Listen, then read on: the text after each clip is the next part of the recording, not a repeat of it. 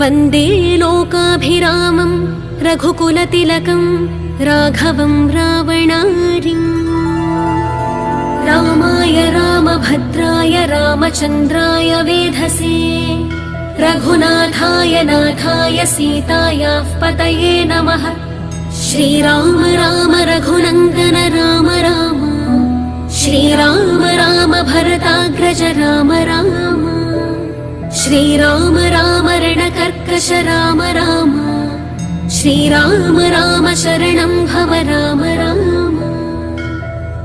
श्रीरामचन्द्र चरणौ मनसा स्मरामि श्रीरामचन्द्र चरणौ वचसा गृह्णामि श्रीरामचन्द्र चरणौ शिरसा नमामि श्रीरामचन्द्र चरणौ शरणं प्रपद्ये। माता रामो मत्पिता रामचन्द्रः